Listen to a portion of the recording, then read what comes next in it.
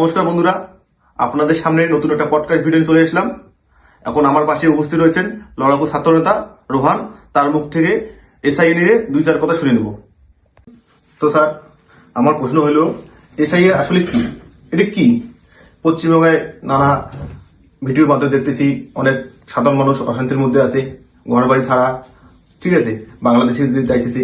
এটা আসল গুরুত্বটা কি, আর এর প্রভাবটা কি পড়বে একটা বাঙালি পাবলিকের উপর?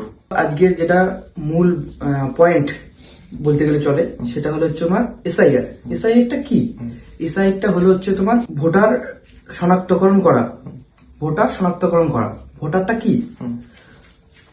ভারতবর্ষের গণতন্ত্রে ভোটাধিকার একটা গুরুত্বপূর্ণ পার্ট। একদম। ভোটাধিকার ছাড়া কোনো সরকার গঠিত হবে না।